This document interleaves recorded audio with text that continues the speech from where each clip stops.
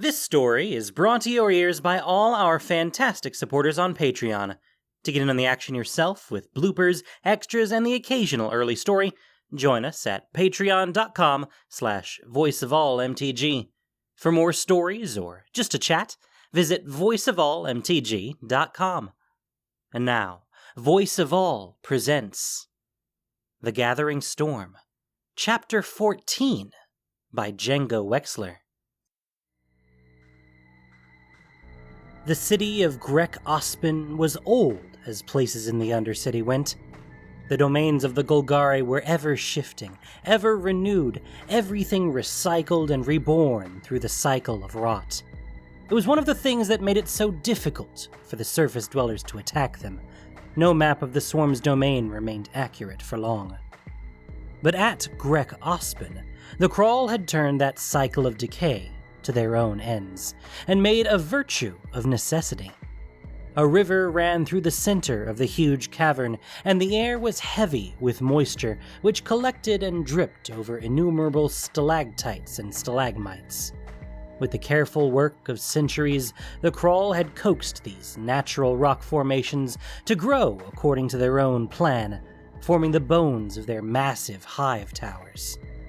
Fungal growths formed a part of the blueprints too, huge shelf mushrooms serving as spongy floors, while colorful, decorative growths climbed up walls made of crawl resin. Seeing Grek Ozpin and cities like it had made Vraska first realize how much she admired the Crawl. They embodied the true spirit of the Golgari, far more than the decadent Devkarin. Individual Crawl came and went, but the hive endured, growing bit by bit through every cycle of growth and decay. And now we're going to demolish the work of centuries in a few hours, because Ral Zarek can't leave well enough alone. Your people are in place? Mazarek, the huge black Crawl, stood on one side of her, opposite the small, sickly-looking white form of Zedek. Mazarek dipped his forelegs in obeisance, but there was a hesitation that she didn't have to be an insect to interpret. Zedek's right. This one has grown too proud. We are, Queen. Everything is waiting for your command. The surface dwellers are on the way. The trolls are angry at being held back. They'll get their turn. Almost certainly. Vraska squared her shoulders and strode out into the open space that formed the center of the beautiful Crawl city. If Ral is as stubborn as I think he is.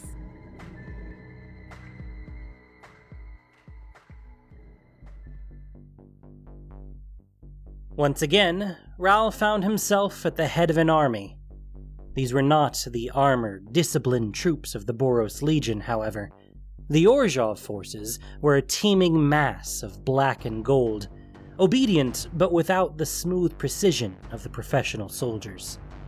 The majority of them were thralls, scuttling things that were only vaguely humanoid, no two quite alike.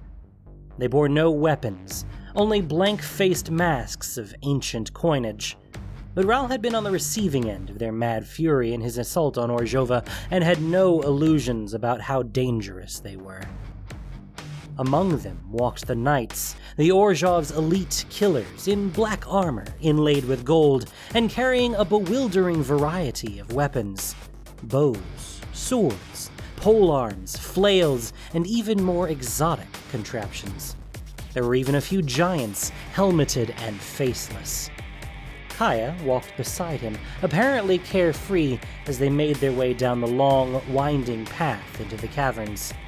Scouts had cleared the way, of course, and reported no contact with Golgari forces. Even so, you could have the decency to act a little nervous. He certainly was. And this just goes on forever? Kaya gestured at the tunnel. It was some ancient road with the ruined walls of buildings still visible beside it, now buried beneath rock and debris by who knew what catastrophe. After 10,000 years, Ravnica was a city built on the ruins of itself, layer by layer. As far as anyone's been able to tell, there are oceans down here if you dig far enough. The Simic Zonut stretch down that far. Gods and monsters. What? Not much like where you grew up? I was born in a town with less than 100 people. We have cities on my plane, but not like this. Raoul tried to imagine that, living someplace where you could know everyone, with none of the casual anonymity of a packed street. His mind rebelled. Mind you, I've been around a bit since then. Spent a lot of time in cities, in fact. They tend to get a lot of ghosts. Ghost hunting is a curious business. Someday I'll tell you how I got started. But it's a long story, and I think we're nearly there. Raoul nodded. Up ahead was a line of scouts, lightly armored Boros Legion goblins with crossbows slung over one shoulder. The road they were following passed through a half-collapsed brick archway into a larger space, and they'd stopped on the near side. Their lieutenant scurried over to Raoul. We're in the right place. Still no sign of the Golgari, but the cavern is as built up as any neighborhood topside. Lots of places to hide. Ah, wonderful. This could get very ugly. Send the thralls in. That's what they're for. Raoul nodded, but the scout spoke up. There's someone waiting in the center of the city, sir. It looks like they're waiting to speak to you. It looks like Vraska herself. That has to be a trap. Or an opportunity. All right, I'll see what she wants. Bring the rest of our forces up behind. But try not to start any fights until you get my signal. Kaya looked like she wanted to object, but she only frowned and nodded. Raoul gestured for a couple of the scouts to follow and set off through the archway. Grek Ozpin was as large as he'd been expecting, a vast, vaulted cavern dimly lit by dozens of glowing green globes suspended high overhead. The architecture was alien, smooth rock and wet fungus layered over with papery stuff that put him in mind of a beehive. The towering spires had entrances on many levels, connected by soaring bridges or simply opening into space. All right, I suppose, if you've got wings. The lieutenant led him on a winding path, skirting the bases of several of the towers. Nothing seemed to move, not on the ground or overhead. Vraska must have evacuated. If she offers to let us have the node, I have to take it and be thankful. Eager as he might be to punish her betrayal, it could wait. Until Bolus is defeated, completing the plan is all that matters. They reached the central clearing, where a half-dozen spires all opened onto a space that might have been a town square. A narrow river cut through it, burbling in its course with a dozen small footbridges crossing it. In front of these stood Vraska, dressed in dark, segmented leather and mail armor, with a saber at her side. The green tendrils that Gorgon sported in place of hair stood out from her skull, making her look larger. You stay here. If she tries anything, get back to Kaya and order the attack. The lieutenant nodded, and Raoul set off alone across the square. Vraska waited, arms crossed, until he stopped about 20 paces away. She raised her voice and called to him. A bit far for pleasant conversation, surely. Given the results of the Guild Summit, you'll forgive me if I'm not eager to meet face to face. What a shame. With that hair of yours, you'd make a wonderful addition to my sculpture garden. Raoul clenched his fists, feeling electricity crackle. His heart was beating hard. He knew firsthand how deadly Vraska could be, even if he hadn't seen what she'd done to someone as powerful as Asperia. She has to be up close to use her petrification. And a little research in the Izzet library had suggested that there was a moment's warning before the effect took hold. A glow in the Gorgon's eye that gave a prospective victim time to get out of the way. Even so, Raoul wasn't eager to test his reflexes against Vraska. Well, I assumed you were waiting here because you wanted me to come and talk. Here I am. Here you are with your strange little army. But why? Revenge? It ought to be. How can you work for Bolus? Don't you know what he'll do to you, to all of us, if he wins? And you're so confident Niv Mizzet will be a benevolent despot once we give him leave to turn himself into a god. Vraska shook her head, tentacles squirming. I don't have to explain myself to you, Zarek. You're right. You don't. But we're not here for revenge. Someday, there will be a reckoning. But for right now, all we need is this place. He waved at the city around them. Don't interfere, and none of your people will be harmed. That's all you need. One of the most ancient cities of the Golgari. So generous, you surface dwellers. Then you plan to fight? Vraska smiled, her teeth sharp and predatory. I plan to win. She raised a hand. Raoul brought his gauntlets up, readying for a sudden rush, but the Gorgon didn't move. Instead, far above, he heard the sound of distant thunder, and the floor of the cavern shook beneath his feet. Raoul looked over his shoulder at the scouts and found them stumbling and uncertain. What's... And then the roof fell on them. Fireballs bloomed across Grek Ozpin, along tower after tower. Certain types of crawl resin, when properly treated, were highly explosive. The stuff was too heavy and unstable to make much of a weapon, but Vraska's crawl engineers had had plenty of time to position it in advance, uncomplainingly turning their own ancient city into a carefully constructed death trap. The blast sent washes of resin spurting from the spire doorways, followed by clouds of dust and choking black smoke. And then, slowly, the resin and fungus buildings began to collapse, their stone cores shattered. Two of the largest fell across the archway the surface forces had used to enter the city, trapping many of them in the tunnel. If the trolls remembered their instructions, the blast was their signal, and Vraska had every hope that Raoul's rearguard would find itself beset by a mass of ravening, regenerating monstrosities. In the meantime, spires collapsed across the city, scattering shards of stone and fungus, blocking streets and separating the enemy forces into 100 tiny pockets. Cut off from one another and from their leaders, they would be easy prey for the Golgari troops swarming from every tunnel and crevasse. And speaking of leaders... Vraska had kept her footing, and her engineers had arranged it so none of the spires would crush the central square. Dust and smoke filled the air, but she could see Raoul retreating in the company of one of his scouts. Vraska drew her saber with a fierce smile and set off after him. The second scout, a goblin woman in Boros silver armor, barred her way, and Vraska sidestepped a well-aimed arrow. The scout knocked another, and Vraska tensed to dodge, but before the Boros soldier could loose, she staggered sideways. The bow fell from her hands as she clutched at her throat, face turning an ugly blue-black. With a choking gasp, she collapsed, legs kicking at the dirt. Mazurek stepped out of the smoke beside Vraska, his forelimbs still wreathed in flickering auras of death magic. Zedek came up on her other side, and she felt his concern press at her mind. I'm fine. Come on. We're going after Zarek. Crawl droned through the air all around them as they pressed into the newly shattered city, flights of the big insects swooping and descending on the surface dwellers wherever they found them.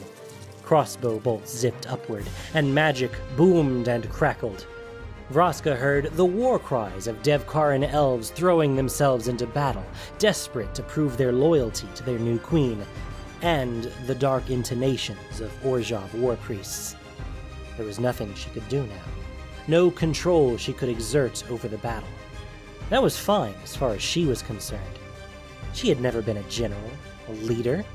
What I am is an assassin. Enemy soldiers, cut off and confused, threw themselves at her. A dozen thralls swarmed out of a broken doorway. Mazurek blasted several apart, and Vraska charged the rest, saber whirling around her in an exuberant dance of death. She left the inhuman creatures slashed and broken on the stone, their blood painting the wreckage, and went in search of more prey. I was a fool. An Orzhov knight confronted her, a huge man with a great sword that left shining golden trails in the air. He was a slow, lumbering thing, but his heavy armor turned her saber in a shower of sparks, and he confidently pressed his attack, massive blade swinging back toward her. A fool to believe Zarek, to trust Chase, to believe what he told me about myself. Vraska ducked, letting the great sword slice so close it clipped one of her tendrils. When it was past, she popped up inside the man's reach and let the power build behind her eyes. A glow washed over him, and he stiffened into solid, lifeless gray. She spun away from him, laughing. This is what I was made for. She stalked through the smoke and dust, leaving death in her wake. This is who I am. Bolus knew that all along. I just forgot myself. Jace's voice floated up from her memory. Forgot yourself? Or just discovered that you had a choice? Shut up! Vraska's grin turned into a fixed snarl, and she pushed forward, dismembering another pack of thralls and lashing the priests that accompanied them into bloody chunks. I never should have listened to you. Never should have. Boom! Something shook the ground again. More charges? She pulled up short at a gap in the wall of a fallen tower. From here, through the gaps in the drifting smoke, she could see most of the city, including the archway where the surface dwellers had entered. It was solidly blocked by chunks of stone and fungal debris, but as she watched, a big piece of rock hurtled away from the blockage, landing with a crunch and a plume of dust. Another followed, and another. Something's clearing the way. What stepped through, when the gap was big enough, was bigger than a giant, walking on 7 spindly legs with 2 massive arms ending in enormous fists, and a third that projected some kind of tube. It twisted this last to aim near its feet, and a wash of flame burst out, running over the shattered stones like liquid. On the thing's head, smaller shapes danced and capered with glee. It wasn't a creature, Vraska realized. It was a thing, a construct, Mizium and steel assembled into a titanic killing machine in some mad chemist's workshop. And it wasn't the only one. As soon as it cleared the entrance, another huge vehicle came through, this one rumbling over the ground on overlapping treads. A third, bipedal, staggered after it, its upper portion already ablaze, to the consternation of its goblin crew. Then another, and another. Vraska's snarl grew broader. She lowered her gaze and saw Zarek, standing on a hunk of broken rock, watching the arrival of his reinforcements with a look of smug satisfaction. I'll wipe that look off your face. Banishing the memory of Jace to the bottom of her mind, Vraska hurled herself forward.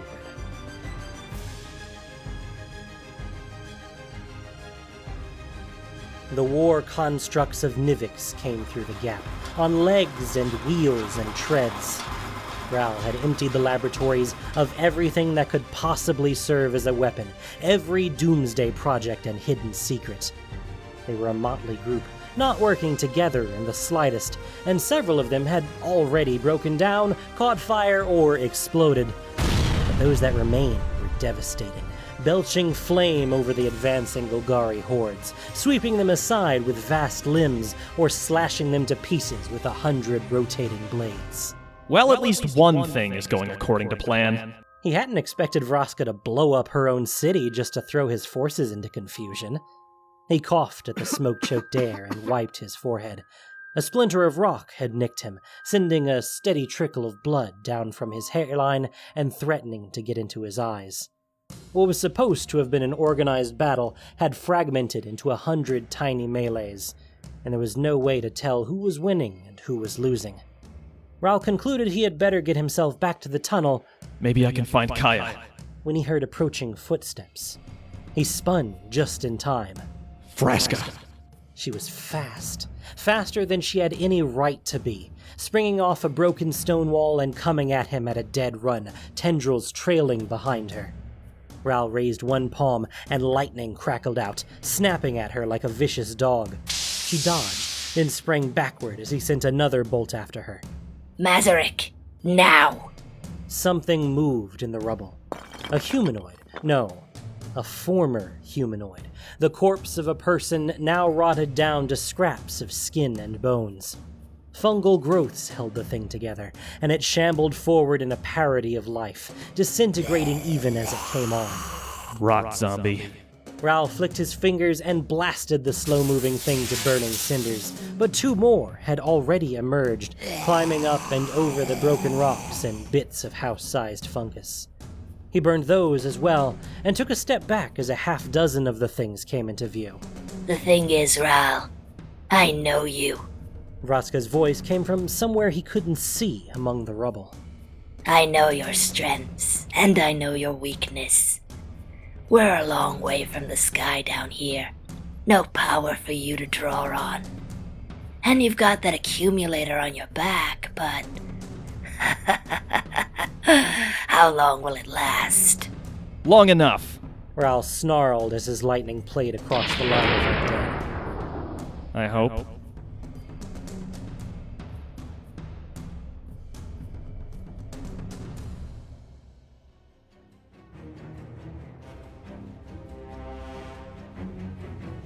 Kaya twisted away from the troll's swinging fist, her daggers drawing lines of green blood from its forearm.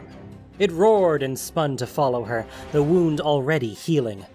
Kaya swore under her breath and backpedaled, waiting for an opportunity. It came when the troll lunged forward, both arms outstretched to wrap her in a deadly bear hug. Kaya stepped sideways, phasing through the troll's left arm, and planted one of her daggers in its shoulder.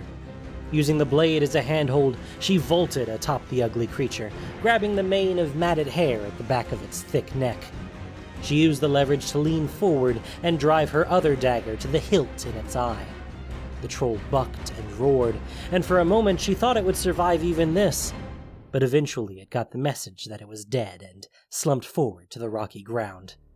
Kaya dismounted, retrieved her daggers, and looked around. There was a distressing lack of friendly forces anywhere nearby, she discovered. She'd had a pair of knights and a squadron of thralls escorting her, but the troll had left their broken corpses scattered across the shattered alley. On the other hand, there were no enemies immediately apparent either. The main battle seemed to be centering on the tunnel entrance, where the Izzet constructs were tearing into the Golgari horde, but there were scattered detachments of Orzhov soldiers, flying crawl, and who knew what else, fighting desperate skirmishes throughout the city. Kaya saw lightning flashing from a rock outcrop some distance off, which probably meant Ral, and she'd decided to head in that direction for lack of any better options when someone called out to her. Guildmaster! A woman, in the colors of an Orzhov priest, dropped from a half-destroyed wall. Are you hurt? Just a few scratches. Kaya gave her daggers a twirl before sheathing them. I'm pretty thoroughly lost, though. Where are the other commanders? The Knight of Despair sent me to find you. He took command when you were cut off. Good for him. We should get back as soon as we can. The priest gestured at a gap in the rocks. This way, we can stay clear of enemy forces. Kaya nodded. The priest straightened up as she came forward. And shouldn't she be leading the way? Not waving me onward like a palace flunky. Nasty, suspicious thoughts like these had played an important role in keeping Kaya alive all these years, and they proved their worth again because she was already twisting aside when steel gleamed in the priest's hands. She was too close to evade the blow entirely, but what was intended to be a stab in the kidney turned into a shallow cut along her ribs, bleeding freely, but not seriously. Kaya danced backward, snatching her own daggers from their sheaths. The priest flipped the small knife to her left hand and drew a larger blade with her right, dropping into a fighting crouch. They watched each other for a long, wary moment. I don't suppose I can convince you this is a bad idea. You are a blight on the Orzhov. You must be removed. Didn't think so. Kaya charged, taking her opponent off guard. Even so, the woman was good, offering her larger blade as a feint while aiming to strike Kaya's flank with the smaller weapon. Kaya spun out of the way, circling, but the priest backed off with a slash that would have opened Kaya's guts if she'd pushed too far forward. They squared off again, knives gleaming. I haven't got time for this. The wound in her side hurt like hell, and her shirt was matted with blood. All around them, crawl buzzed through the air, arrows flew, and magic crackled and boomed. She charged again, and this time, when the priest lashed out with her long blade, Kaya phased right through it. Her body, glowing with purple energy, passed through the other woman's like the ghosts that were Kaya's prey, and once she was past, she rematerialized and dropped into a spinning low kick that scythed the priest's legs out from under her and sent her sprawling. Kaya rolled on top of her, one boot coming down hard on the woman's hand where she still held her small knife. One of Kaya's blades pressed tight across her opponent's throat. Now, who are you working for? Which of my oh-so-loyal guildmates wants me dead? Does it matter? When we kill you, we will capture your spirit and keep it in our dungeons to torture until there is nothing left of you but madness and pain. The woman's eyes bulged and her back arched. A moment later, blood welled from her mouth and eyes, and she sagged limply to the rock. Kaya felt a lingering trace of death magic waft away on the breeze. Wonderful! She wearily rolled off the corpse. She clambered to her feet, sheathed her daggers, and started walking in the direction of the near-continuous lightning flashes. Just wonderful.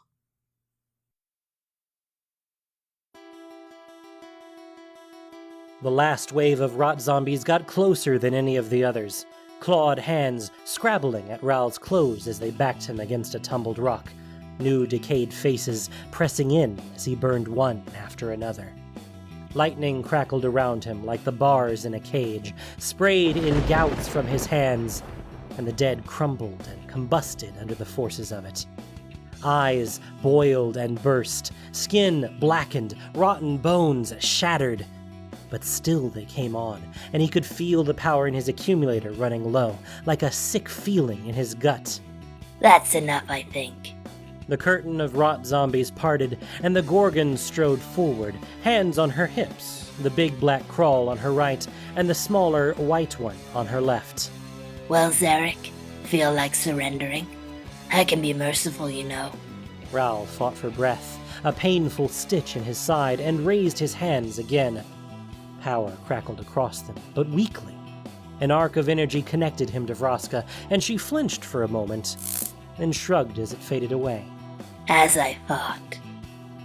I think I will add you to my collection. Her eyes began to glow. You will do no such thing, traitor! The voice thundered down from above, and Vraska sprang backward, drawing her saber. A moment later, Aurelia hit the earth in front of Ral, the force of her dive blasting out in a shockwave that cracked the stone and made Ral's teeth buzz. The angel stood, facing the Gorgon, and held out her hand. A long blade made of pure light took shape. I had my differences with Asperia, I cannot deny it, but I also cannot deny her commitment to the common good, to the defense of Ravnica, in spite of any philosophical arguments that might have divided us. She trusted you, and invited you to our meeting in good faith. You turned that trust against her. The angel leveled her blade at Vraska. For that, I cannot forgive you. The common good. What a comfort that is to everyone who is tossed into a cage and beaten on her orders. Aurelia spread her wings and closed the distance between them with a single mighty beat. Vraska stood her ground, her steel blade intercepting the angel's magical one with a sound like nails on glass. Vraska's skill with her saber was evident, but Aurelia was far stronger, and step by step the Gorgon was driven back. The angel fought with a calm efficiency that belied the fury of her words, hammering at Vraska's defense, darting back out of range whenever the Gorgon's eyes lit up with her petrifying gaze. In the end, it was the saber in Vraska's hand that could take no more. She parried crosswise, and the weapon shattered, fragments of steel pinging off the surrounding rocks. Vraska stumbled backward, wide-eyed, her tendrils writhing, a long cut on one cheek bleeding green. Mazarek! She backpedaled as Aurelia advanced. But it was the albino crawl who appeared, cutting in between the Gorgon and the angel. Ral felt the thing's voice echo in his mind, loud enough to send him to his knees in pain. No! Run, friend Vraska! Zedek! Vraska clapped her hands over her ears in a useless attempt to keep out the telepathic scream. Aurelia alone withstood the mental assault, leaning forward like someone walking into the teeth of a storm. She took one step forward, then another, wings fully outstretched. The white crawl focused on her, redoubling his attack, and for a moment the angel halted. Run! Please! Vraska swore violently, threw herself over the nearest rocky barrier, vanishing from view just as Aurelia took another step forward. The blade of light came down, carving the white crawl's head in two in an explosion of ichor. The insect collapsed, and the mental pressure vanished all at once, leaving Rao panting for breath. His vision went gray for a moment. When it cleared, Aurelia stood in front of him, stretching out a hand.